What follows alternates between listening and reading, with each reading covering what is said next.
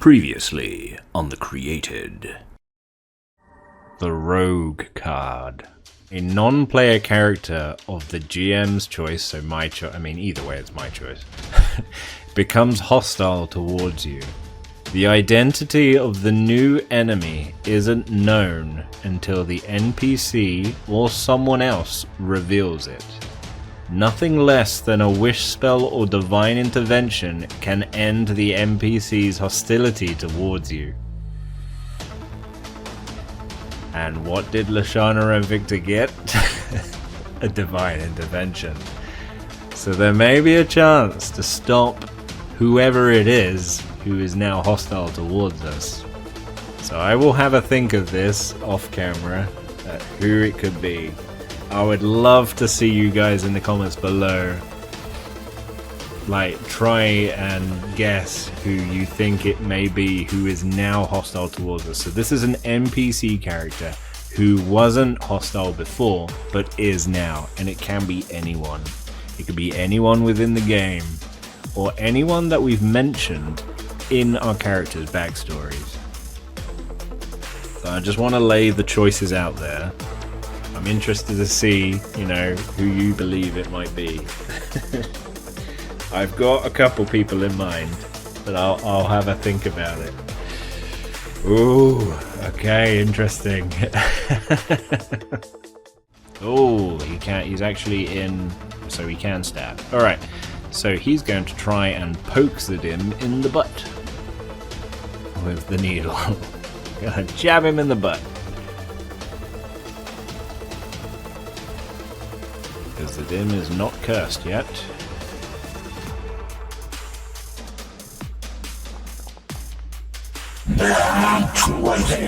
What is happening? What is happening? What is happening? Time passes as the team take a long rest. Lashana, unable to sleep, moves from the chairs to the floor to under the reception desk, before finally entering a kind of meditation.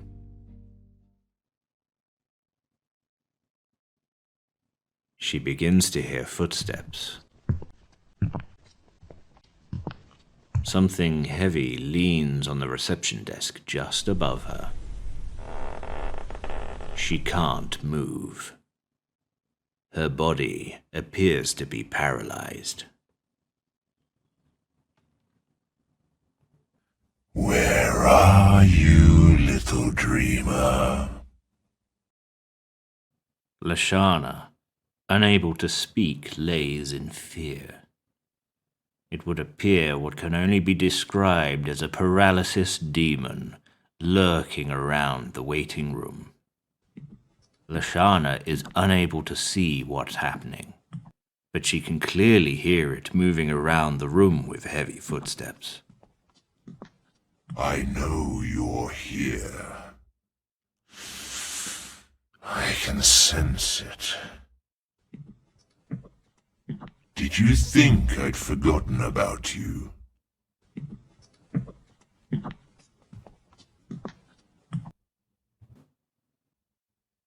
Lashana. Lashana's eyes widen in shock. It knows her name.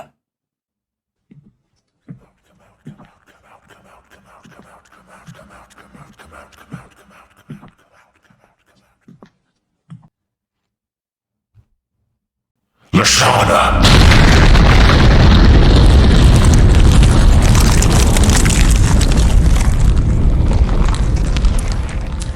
The reception counter explodes into wooden shards as Lashana's entire body jumps in fear, immediately breaking her out of her paralysis, scurrying backwards up against the wall. Her eyes dart around to try and find the creature, but is instead taken back by what she is seeing.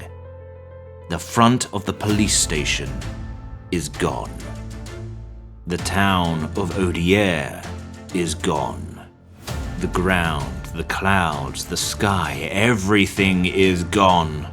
Around her is nothing more than the black void of space dotted with stars.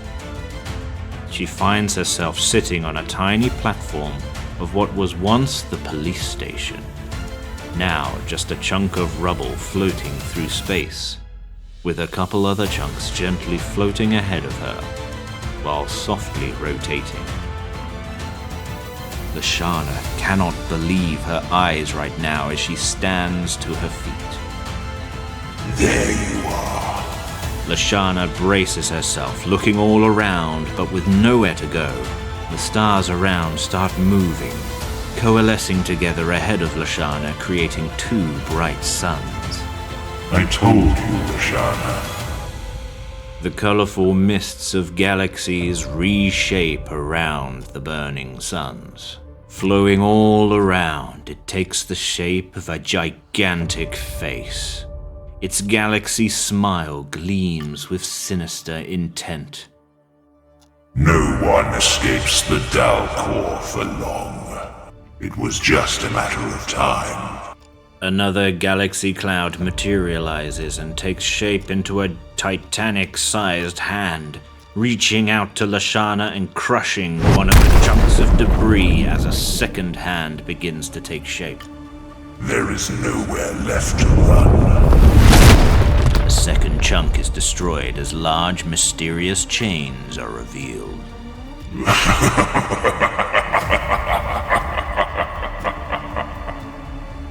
In a desperate act, Lashana heaves her Naginata onto her shoulder and prepares to launch it towards the demon like a javelin from the gods. Alright, there's one thing I want to ask, because it makes more sense for Lashana to have it rather than Victor. But it went to Victor. So, I'm gonna ask the Oracle if Lashana can use Victor's divine intervention. Because I feel maybe we might need it. Where is it? Oracle, where are you? There you are. Okay, Oracle. Can Lashana use Victor's divine intervention?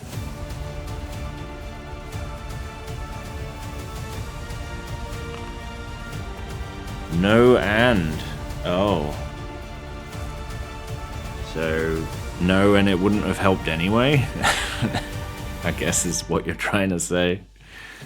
Okay, so Lashana's gonna pick up her Naginata and then, like, put it onto her shoulder, javelin, in like a javelin stance. And she's gonna try and use all of her, I mean, I would think strength in order to throw it, but because it's a thrown thing, it's dexterity. It makes sense to use strength, but however the game demands, because it's a thrown weapon, it's dexterity. So I'm only going by the dexterity, you know, by the rules of the game here. Because the dexterity is better than strength, so the rules of the game, you know, say, I know I'm the DM, I could just say, no, it requires strength. But hey, the game says, you know, thrown stuff and ranged attacks is with dexterity. So, alright, we'll do dexterity then. We need 18, so it's basically her dexterity she needs to beat. Oh, and she currently has the point of exhaustion. She has 2 points of exhaustion. Oof. Big oof. That means she's getting disadvantage, right? I believe so, but let me just double check. Exhaustion, 2 points. Speed half, disadvantage, ability checks. Ah! So not attack rolls. She needs 3 points for that. Haha! If I just do attack with this... but it's going to be using strength though, isn't it? So it just means I'm going to have to add a certain amount to it. To hit, it's saying +5. To proficiency 3. So I need to add another 2 to it, basically. Alright, so we need 18 or more. See what happens.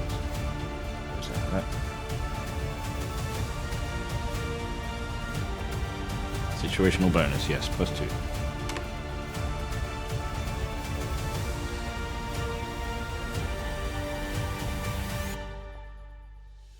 A 16. Very close. Very close with a 16. But not enough. But that's fine. It just gives me an idea of what will be happening. So she lifts the Naginata onto her shoulder, the heavy weapon that she has there, and just in spur of the moment and with adrenaline running through her, like the unknown area and situation she finds herself in, this big, giant, galaxy-sized being destroying the platforms around her and talking about the Dal core and whatever stuff that she doesn't know anything about, and threatening her very life. She runs forward to the edge of the platform she's on and hurls the Naginata towards the being, the entity, the thing, the person, I don't know what you want to call it, the galaxy face. Hurls it towards the galaxy face. And as she does, the Naginata glides through and it slowly spins as it's flying towards the face. It goes between the eyes, but you see the face kind of just wisp away gently and then go back together again to form the face, as the attack did absolutely nothing. Nothing at all. As a Naginata now just drifts in space.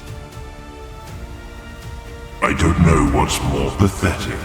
A Kalashtar who defies their heritage, or a Kalashtar who's forgotten they are a Kalashtar. A voice seemingly echoes all around Charlotte, entering her mind. Don't listen to it, Charlotte. You're stronger than this. Lashana looks around to find where the voice could be coming from, and she sees a strange wisp of light from behind her. I don't know what to do. The giant hands reach towards Lashana's platform. Fight it. Banish it from your mind. I can't. I'm just so tired. Lashana falls to her knees in exhaustion. Tired? This is too easy. The hands wrap around the platform, encasing it in darkness. You're not tired, Charlotte. You're just lost. The light is more gentle, more warming, more welcoming, and it begins to grow in size and take the shape of a humanoid figure. Why do you call me Charlotte? Who are you? The light walks towards Lashana. You know who I am. It kneels down beside Lashana. We're gonna need a history check from Lashana. DC is gonna be relatively easy, just 10 or more she needs, and I'm giving her advantage on this, just so you know. I know she has the exhaustion points, but I'm giving her advantage on this one. There we go, with a 15.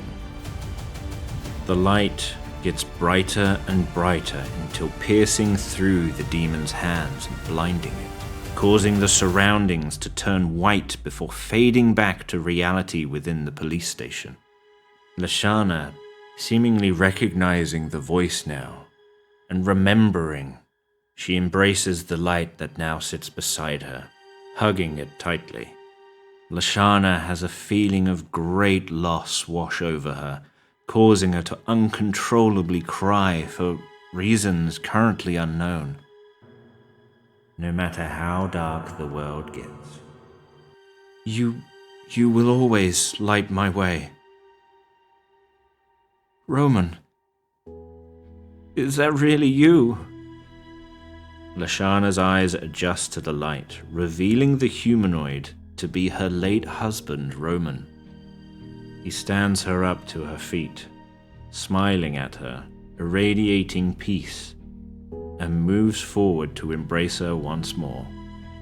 Lashana begins to cry. I don't understand.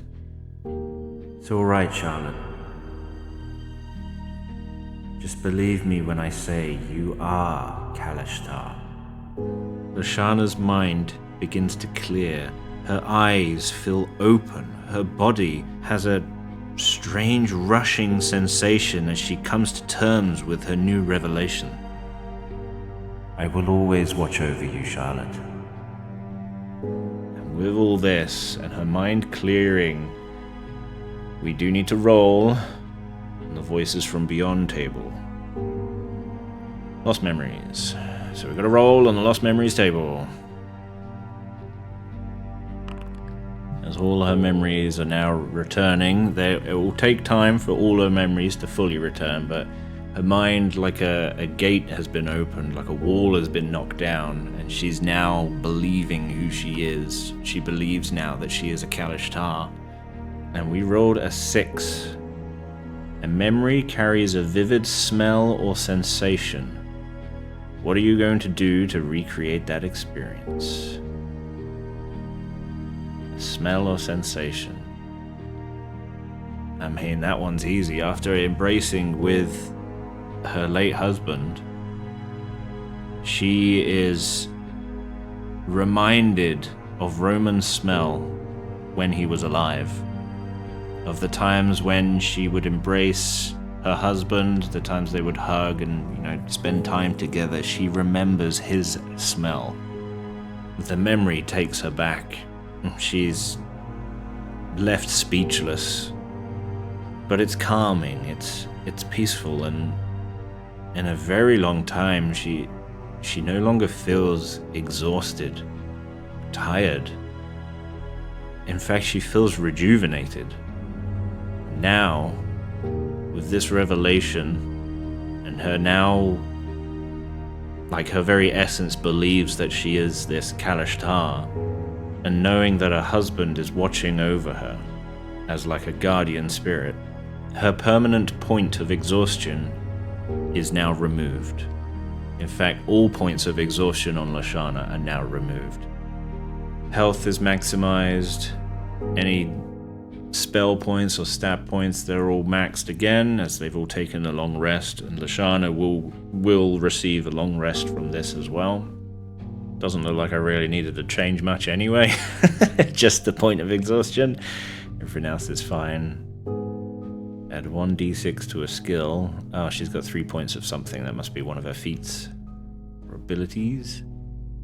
But Lashana doesn't feel grouchy anymore. She doesn't feel exhausted or tired, grumpy and miserable. Her mind is no longer like forgetting everything. It feels like a new day. Like previously she had been living in a type of Groundhog Day, in a sense, where every day felt like it was just that day. She could never remember what came before, what had people said, what people were wearing, with the people that she met. Now that's gone, it feels like tomorrow. It's hard to describe that sensation that she's feeling, but for her, I mean, imagine someone with dementia or Alzheimer's, and then one day it's gone, and you're back to being yourself. You're back to remembering everything, or, as much as you would normally remember. That each new day, to get that sense of tomorrow again, it's overwhelming for Lashana. Or as we should now call her, Charlotte. So the name that she thought she grabbed out from the air, being Lashana, back in the pub, was actually she was grabbing a memory of some kind. And she also begins to start seeing benefits from her subclass. But we'll come into that a bit later. That's going to be a little... We're teasing into it as they're leveling up and they're able to use their abilities very soon. as things are going down. We're coming more out of story-heavy stuff and more into battle-heavy, and, you know, as the town is starting to go into chaos.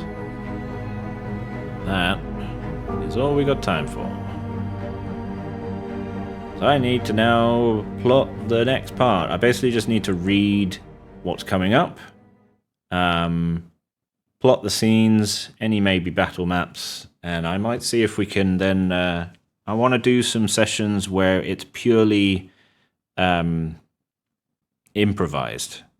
So not even I know what's coming and what has been planned. I mean, a lot of it was kind of planned. I put multiple branches off, saying what would happen if you did this, if the dice results were this, you know, what would kind of happen, see if I could then tie it back, bring it back to the story at hand. But we're reaching a part now where it's a bit safer to be more, you know, to do more improvised by myself. It will mean asking the Oracle more questions as well, and going to a lot of our other tables as well to try and interrogate the dice and the game to see which direction the story goes in, you know, where it steers us to. But I will need to know in which direction, at the very least, I need to guide everyone down towards. So the skeleton of the story is not broken in any way. That I can still bring it back. I can't, you know, get them too lost.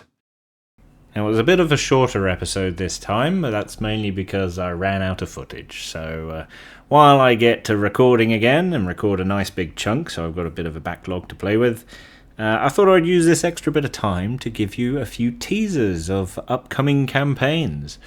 One is another solo one with myself, but the second teaser, we've actually got Crazy Cameron that will be joining us. So that would be kind of cool. I might see if anyone else might be willing to take a little character in it as well.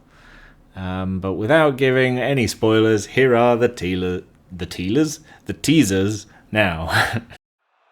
And Hubris Rakath runs with the ball all the way to the end zone. I don't think the coach will be too happy with that, Jim. If there are any new listeners just tuning in, welcome once again to another evening of thrilling sports action news. With me, Bob Bifford, and my co-host, Jim Johnson.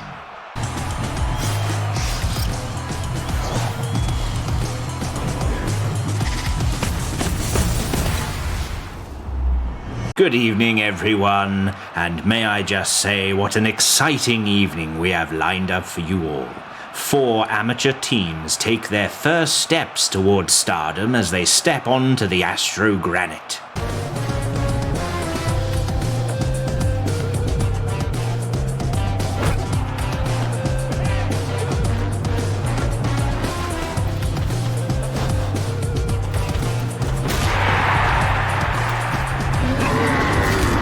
Which have already smashed heads. That's right, Bob. The relentless vampires of the Crimson Bloodletters. And for the first time, 2 members of royalty take to the field. Prince Xavier Vanderbilt and his betrothed Princess Priscilla Pennington. From the Vanderbilt Templars.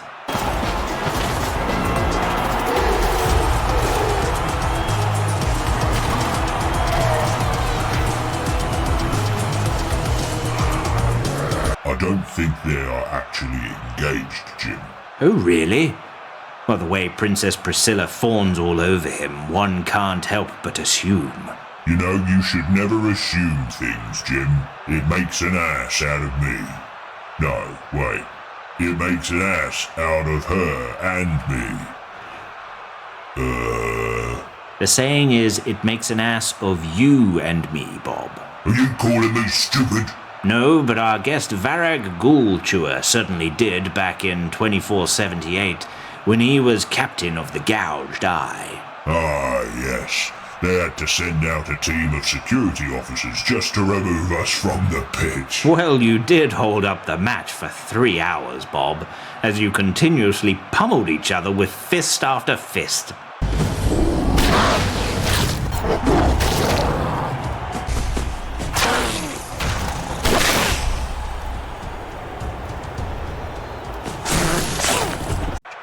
the start of a prosperous friendship. After our interview with Varag, we will head over to the field as our next two teams, Gorka's boys, go head-to-head with the Blood Moon reptiles.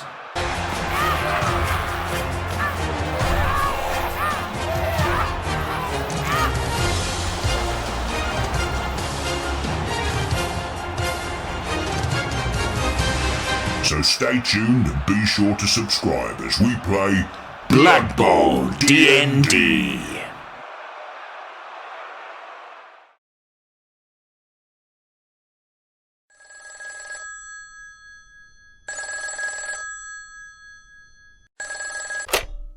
Steele's office. Yeah, hang on.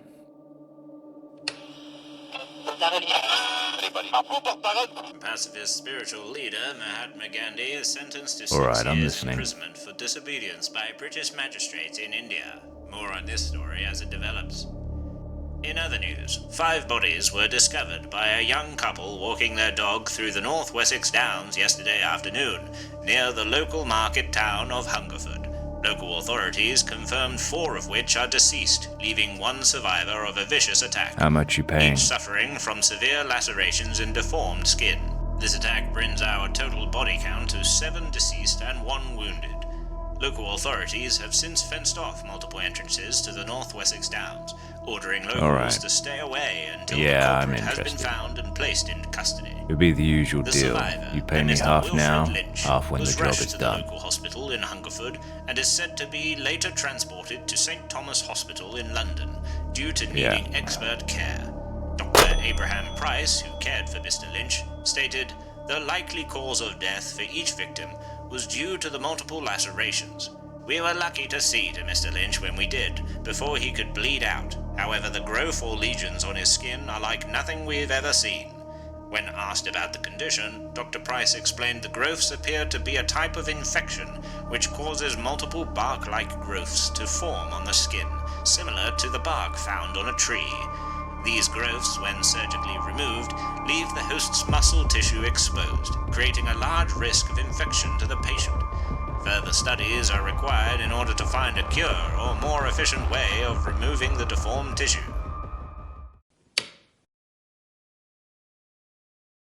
There we are. Hope you're as excited as I am. I'm definitely excited for doing the Blood Bowl one. And Call of Cthulhu, my head is exploding learning the rules for that. But that will be really good to get into as well, as that's more roleplay, less fighting, and the fighting is extremely dangerous. So there's strong chances that your characters will die. And if you can succeed, great. And if you die, it's not the end of the world. In the story, it is the end of the world, I guess. But it's a good experience either way, so it doesn't matter. As always, leave your comments down below. Give this video a like. Share amongst your friends. The more people that we know, the more people that will join us. The more people that join us, we get the more suggestions, more of you guys giving input and influencing the story as much as you can. I mean, I didn't intend for a badger to be in this. It was spur of the moment, and then someone said we want the badger back, so we brought him back tenfold. We turned him into a character. I had little badger faces appearing on screen. I even dug out my badger puppet. So there you go. You guys can easily influence the story. But other than that, take care, enjoy the rest of your week, be the best you that you can be, as always, and I will catch you cool cats later. Bye bye!